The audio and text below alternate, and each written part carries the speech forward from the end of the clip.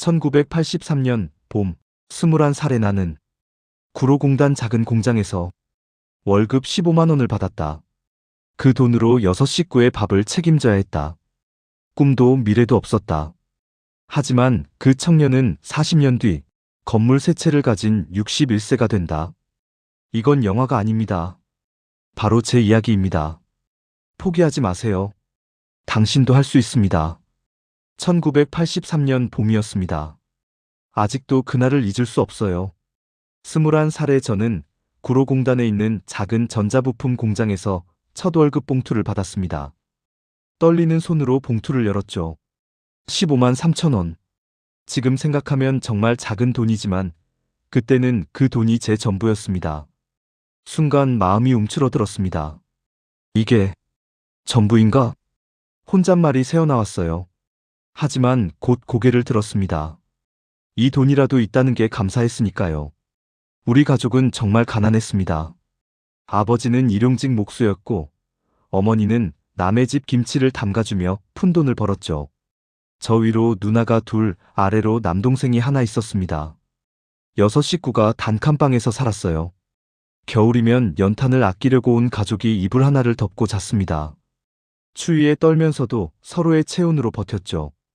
여름엔 더위에 잠을 이루지 못했지만 그래도 가족이 함께여서 외롭지 않았습니다. 진수야, 너는 꼭 대학 가야 해. 아버지는 늘 이렇게 말씀하셨어요. 하지만 고등학교 3학년 겨울, 아버지가 공사장에서 추락하셨습니다. 척추를 다쳐서 더는 일을 할 수 없게 되었죠. 제 안에서 뭔가가 툭 하고 끊어졌습니다. 대학? 그런 건 사치였어요. 큰 누나는 이미 공장에서 일하고 있었고 작은 누나도 고등학교를 졸업하자마자 취직했습니다. 이제 제 차례였죠. 엄마, 저도 일하러 갈게요. 어머니의 눈에 눈물이 고였습니다. 하지만 아무 말씀도 하지 않으셨어요. 대신 제 손을 꼭 잡아주셨죠. 거칠어진 어머니의 손이 따뜻했습니다. 그렇게 저는 구로공단으로 향했습니다. 매일 새벽 5시에 일어났어요. 찬물로 세수를 하고 어머니가 싸주신 김밥 2줄을 도시락으로 챙겼습니다. 10,000원 버스를 타고 1시간 반을 흔들리며 공장에 도착했죠. 신입, 빨리 와. 반장님의 고함 소리가 귓가에 울렸습니다. 컨베이어 벨트 앞에 서서 하루 12시간을 일했어요. 전자부품을 조립하는 단순한 작업이었지만 계속 서 있어야 해서 다리가 퉁퉁 부었습니다. 점심시간은 30분. 진수야, 같이 밥 먹자. 옆 라인에서 일하는 경숙이 다가왔어요. 23세 경숙은 이미 3년째 이 공장에서 일하고 있었습니다. 까무잡잡한 피부에 늘 미소를 띤 얼굴이 인상적이었죠. 김밥만 먹니? 영양실조 걸리겠다. 경숙이 자기 도시락에서 계란말이를 하나 집어서 제 도시락에 넣어주었습니다. 순간 코끝이 찡해졌어요. 타인의 작은 친절이 이렇게 큰 위로가 될 줄 몰랐습니다. 퇴근 시간은 밤 9시. 집에 돌아오면 어머니가 차려놓은 저녁이 기다리고 있었어요. 김치찌개와 공기밥. 매일 같은 메뉴였지만 불평하지 않았습니다. 배부르게 먹을 수 있다는 것만으로도 감사했으니까요. 진수야, 힘들지? 어머니가 조심스럽게 물으셨어요. 괜찮아요, 엄마. 웃으며 대답했지만 사실 매일이 전쟁 같았습니다. 하지만 어머니 앞에서 약한 모습을 보일 수 없었어요. 첫 월급날이 되었습니다. 10만 원을 어머니께 드렸어요. 어머니는 그 돈을 받으며 한참을 아무 말도 못하셨습니다. 그저 제 머리를 쓰다듬어 주셨죠. 우리 아들 고맙다. 그 한마디에 가슴이 뜨거워졌습니다. 제가 가족을 위해 뭔가 할 수 있다는 게 뿌듯했어요. 나머지 5만 원은 제 용돈이었지만 사실 쓸 곳이 별로 없었습니다. 교통비 15,000원, 점심값으로 가끔 라면을 사 먹는데 10,000원. 그러면 25,000원이 남았죠. 진수야, 적금이라도 들어봐. 경숙의 조언이었습니다. 적금이요? 그게 뭐예요? 부끄럽지만 저는 적금이 뭔지도 몰랐어요. 경숙이 차근차근 설명해 주었습니다. 매달 조금씩 저축하면 나중에 목돈이 된다는 거였죠. 10,000원씩만 넣어도 1년이면 12만 원이야. 거기에 이자까지 붙으면 더 많아져. 경숙의 눈이 반짝였습니다. 그녀에게도 꿈이 있었던 거예요. 그날부터 저도 매달 10,000원씩 적금을 들었습니다. 통장에 도장이 하나씩 늘어갈 때마다 희망이 생겼어요. 언젠가는 이 돈으로 뭔가 할 수 있을 거라는 막연한 기대감이었죠. 하지만 현실은 녹록지 않았습니다. 어느 날 동생이 학교에서 돌아와 울고 있었어요. 형, 나도 학원 다니고 싶어. 16살 동생의 눈물을 보니 가슴이 찢어지는 것 같았습니다. 친구들은 다 학원에 다니는데 자기만 못 간다고 했어요. 그날 밤 저는 결심했습니다. 더 열심히 일해야겠다. 가족을 위해, 나를 위해. 일요일에도 쉬지 않고 잔업을 했어요. 특근 수당을 받으면 월급이 20만 원까지 늘어났습니다. 몸은 힘들었지만 동생 학원비를 댈 수 있어서 기뻤죠. 그러던 어느 날 공장에서 사고가 났습니다. 같이 일하던 선배가 기계에 손가락을 다친 거예요. 피가 철철 흘렀습니다. 구급차에 실려가는 선배를 보며 무서움이 엄습했어요. 다음은 나일 수도 있어. 그때 처음으로 깨달았습니다. 이 삶이 얼마나 위태로운지를. 하지만 달리 선택할 수 있는 게 없었어요. 1984년이 되었습니다. 진수 씨, 같이 영화 볼래요? 어느 날 경숙이 수줍게 물었습니다. 생전 처음으로 받은 데이트 신청이었죠. 가슴이 쿵쾅거렸어요. 네, 좋아요. 일요일 오후, 우리는 종로의 작은 극장에서 영화를 봤습니다. 영화가 뭔지는 기억도 안 나요. 그저 경숙이 옆에 있다는 게 좋았습니다. 진수 씨는 꿈이 뭐예요? 영화가 끝나고 걸으며 경숙이 물었어요. 꿈이요? 한참을 생각했습니다. 꿈. 그런 걸 생각해 본 적이 있었나요? 그냥 가족들이 편하게 사는 거요. 그리고 언젠가는 내 집을 갖는 거. 와, 집이요? 진짜 대단한 꿈이네요. 경숙의 눈이 커졌습니다. 그때는 집을 산다는 게 하늘의 별 따기처럼 느껴졌으니까요. 경숙 씨는요? 저는 작은 가게를 하나 갖고 싶어요. 예쁜 옷 파는 가게요. 우리는 서로를 바라보며 웃었습니다. 가난했지만 꿈은 있었어요. 그것만으로도 충분했습니다. 시간은 흘렀고 저는 24이 되었습니다. 여전히 공장에서 일했고 여전히 가난했어요. 하지만 뭔가 달라진 게 있었습니다. 적금 통장에는 80만 원이 모였고 경숙과의 사이도 깊어졌죠. 진수야, 나랑 결혼해 줄래? 제가 먼저 프로포즈했습니다. 반지도 없는 초라한 고백이었지만 경숙은 눈물을 흘리며 고개를 끄덕였어요. 우리 가난해도 행복하게 살자. 응, 함께라면 뭐든 할 수 있을 거야.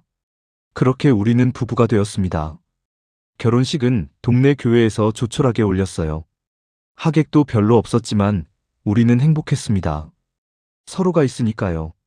신혼집은 월세 15만 원짜리 반지 하방이었습니다. 비가 오면 물이 새고 곰팡이 냄새가 진동했어요. 하지만 불평하지 않았습니다.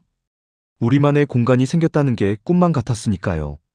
여보, 우리 아기 가지면 어떡하지? 어느 날 경숙이 걱정스럽게 물었어요. 걱정 마. 내가 더 열심히 일할게. 하지만 속으로는 두려웠습니다. 아이를 이런 환경에서 키워야 한다는 게 미안했어요. 1985년 첫 아이가 태어났습니다. 딸이었어요. 너무나 예쁜 우리 딸. 하지만 기쁨도 잠시, 현실이 무겁게 다가왔습니다. 기저귀 값이 이렇게 비싸다니. 분유도 만만치 않네요. 우리는 더 아껴야 했습니다. 하루 2끼로 줄이고 라면으로 끼니를 때우기도 했죠. 하지만 아이만큼은 제대로 먹이고 싶었어요. 그때 저는 결심했습니다. 더 이상 이렇게 살 수는 없어. 뭔가 바꿔야 해. 하지만 어떻게? 무엇을? 막막하기만 했습니다. 그래도 포기하지 않았어요. 아니, 포기할 수 없었습니다. 이제는 저 혼자가 아니니까요. 지켜야 할 가족이 있으니까요. 1997년 11월, 44살이 되던 해였습니다. 텔레비전에서 무서운 소식이 흘러나왔어요. IMF 구제금융을 신청합니다. 나라가 망했다고 했습니다. 하루아침에 회사들이 문을 닫기 시작했죠. 그리고 그 불길이 우리 공장에도 닿았습니다. 다음 달부터 공장 문을 닫습니다. 사장님의 목소리가 떨렸어요. 15년 동안 다닌 직장이었습니다. 청춘을 다 바친 곳이었죠. 퇴직금은 800만 원. 그나마 다행이었어요. 못 받은 사람도 많았으니까요. 집으로 돌아오는 발걸음이 천근만근이었습니다. 현관문 앞에서 한참을 서 있었어요. 어떻게 말하지? 문을 열자 고등학생이 된 딸아이가 달려왔습니다. 아빠, 왜 이렇게 일찍 왔어요? 응, 그냥. 말을 잇지 못했어요. 경숙이 제 표정을 보고 눈치챘습니다. 밤이 되어서야 경숙에게 말할 수 있었어요. 회사가 문을 닫았어. 경숙의 얼굴이 하얗게 변했습니다. 하지만 곧 제 손을 잡았죠. 괜찮아요. 우리에겐 상가가 있잖아요. 5년 전에 무리해서 산 작은 상가였어요. 월세로 150만 원씩 받고 있었죠. 그게 우리의 유일한 희망이었습니다. 하지만 일주일 후 세입자가 찾아왔어요. 사장님, 죄송하지만 나가야겠어요. 가슴이 철렁했습니다. 왜요? 무슨 일이라도? 손님이 없어요. 더는 못 버티겠어요. 하나둘씩 세입자들이 떠났습니다. 석 달 만에 상가는 텅 비었어요. 월세 수입이 제로가 되었죠. 은행 대출 이자는 매달 80만 원. 퇴직금으로 버텼지만 금방 바닥이 보였습니다. 아빠, 저 대학 안 가도 돼요. 어느 날 딸아이가 말했어요. 가슴이 찢어지는 것 같았습니다. 무슨 소리야? 너는 꼭 대학 가야 해. 하지만 딸아이의 눈에 눈물이 고였어요. 제 무능함이 원망스러웠습니다. 그때 경숙이 폭탄 선언을 했어요. 여보, 우리가 직접 장사를 하자. 뭐? 빈 상가에 분식집을 차리는 거야. 나 김밥 잘 만들잖아. 처음엔 반대했습니다. 장사 경험이 전혀 없었으니까요. 하지만 달리 방법이 없었어요. 가진 돈을 모두 털어 분식집을 열었습니다. 새벽 4시에 일어나 재료를 준비했어요. 경숙은 김밥을 말고 저는 떡볶이를 끓였죠. 첫날 매출은 3만 원. 이러다 진짜 망하는 거 아니야? 절망감이 밀려왔어요.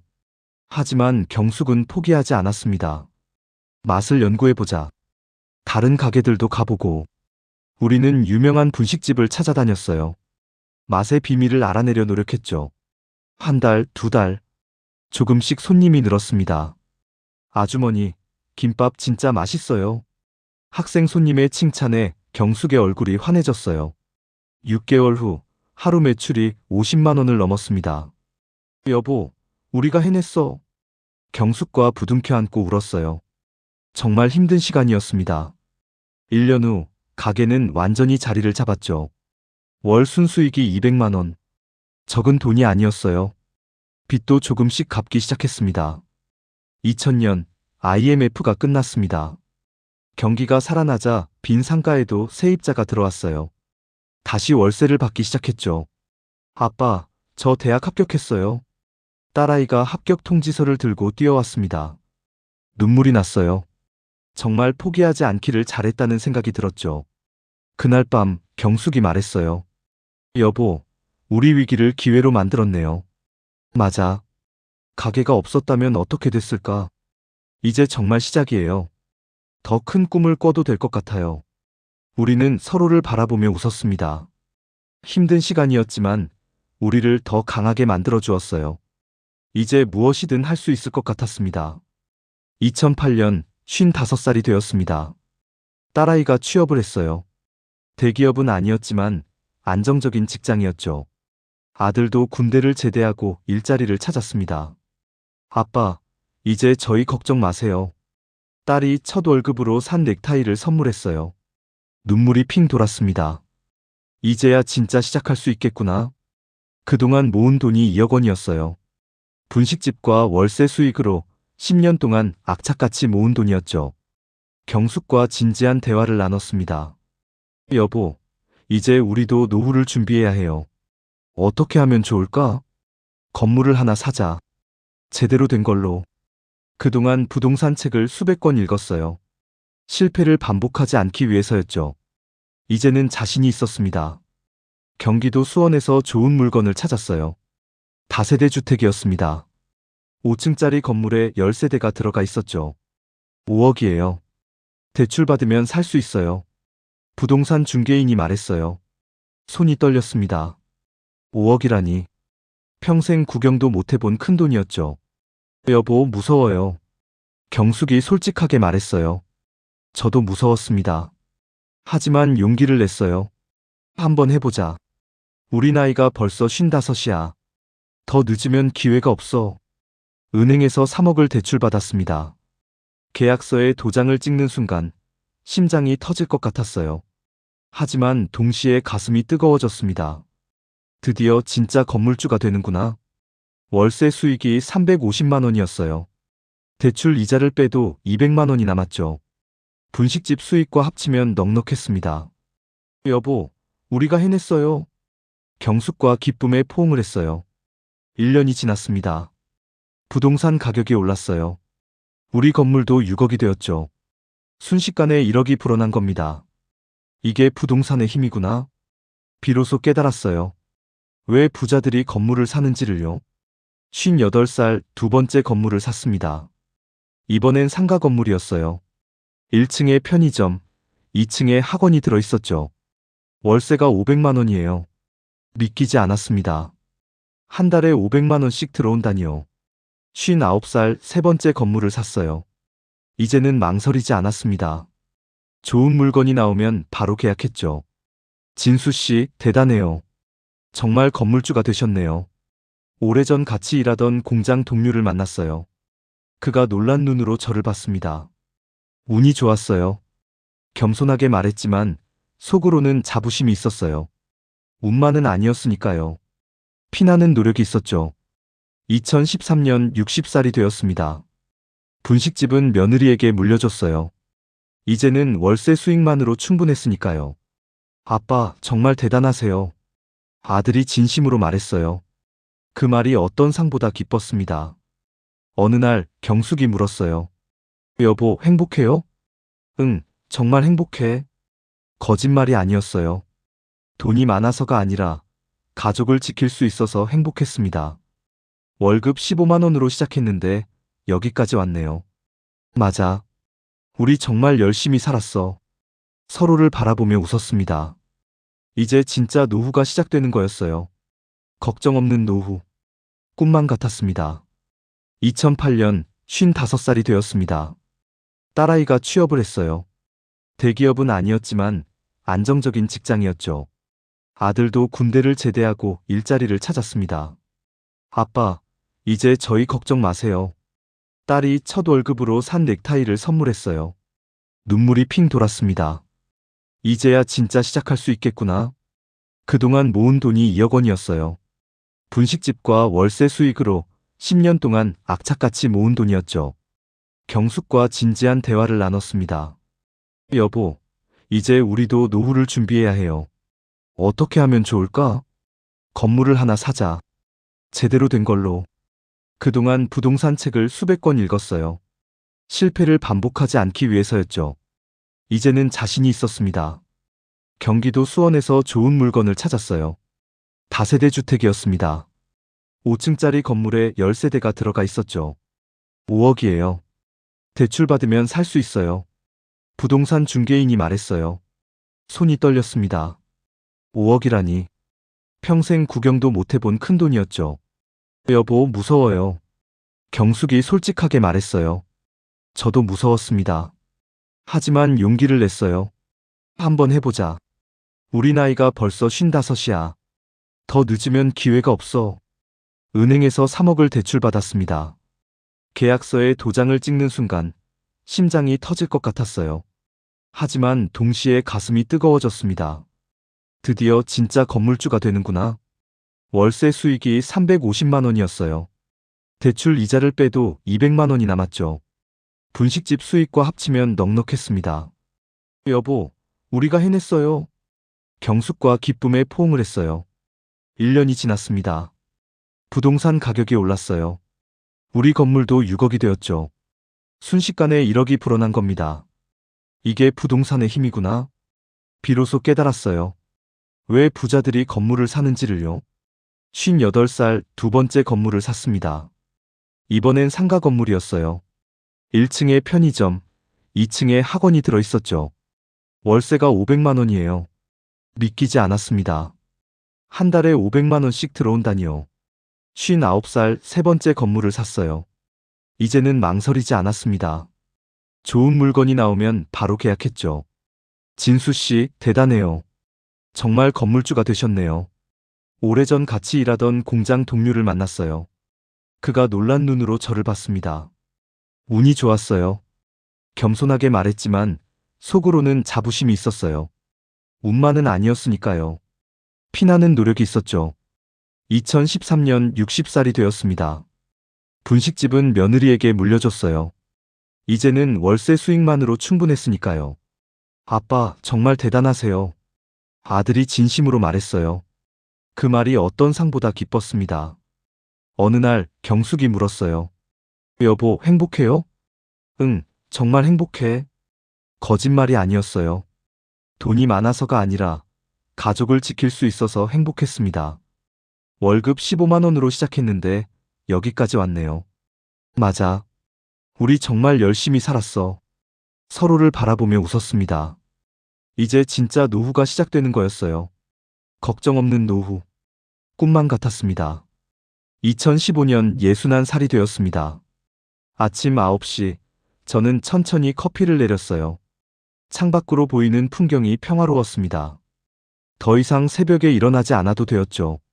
할아버지, 손자가 뛰어왔어요. 4살배기 녀석이 제 무릎에 올라탔습니다.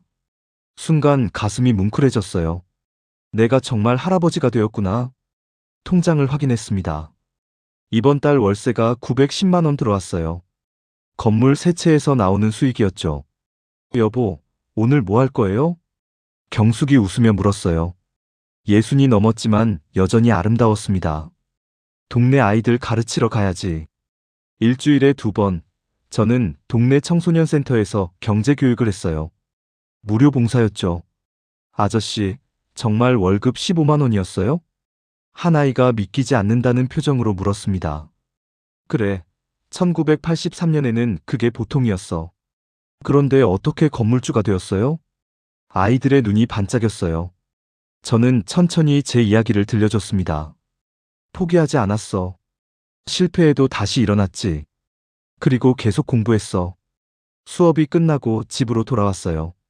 탁자 위에 오래된 사진첩이 있었습니다. 경숙이 꺼내놓은 거였어요. 이것 봐요. 우리 신혼 때예요.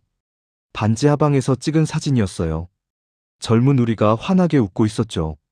그때는 정말 가난했는데. 하지만 행복했잖아요. 경숙이 제 손을 잡았어요. 거칠지만 따뜻한 손이었습니다. 갑자기 눈물이 났어요. 고마워요. 당신이 있어서 여기까지 올 수 있었어요. 저도요. 혼자였다면 못했을 거예요. 우리는 오래 그렇게 앉아 있었습니다. 저녁, 온 가족이 모였어요. 딸과 사위, 아들과 며느리, 손자 둘. 북적북적했죠. 아버지, 건강하세요. 사위가 인사했어요. 좋은 사람을 만나서 다행이었습니다. 할아버지, 우리 제주도 가요. 큰손자가 졸랐어요. 그래, 다 같이 가자. 이제는 여행을 갈 수 있었어요. 돈 걱정 없이, 시간 걱정 없이. 다음 날, 제주도행 비행기표를 예약했습니다. 비행기를 타며 문득 생각했어요. 40년 전 그 청년이 상상이나 했을까? 구로공단에서 기계와 씨름하던 21살 청년. 월급 15만 원으로 하루하루를 버티던 그 시절. 제주도 호텔에서 경숙이 말했어요. 여보, 우리 참 멀리 왔네요. 맞아. 정말 먼 길이었어. 창밖으로 푸른 바다가 보였습니다. 손자들이 모래사장에서 뛰놀았어요. 이게 행복이구나. 큰 부자는 아닙니다. 재벌도 아니고 유명인도 아니에요. 하지만 이제 돈 걱정 없이 살 수 있습니다. 가족과 매일 저녁을 먹을 수 있어요. 마지막으로 하고 싶은 말이 있어요. 누구나 할 수 있습니다. 시작이 작고 초라해도 괜찮아요. 저도 그랬으니까요. 중요한 건 포기하지 않는 거예요. 한 걸음씩, 천천히, 그러나 꾸준히.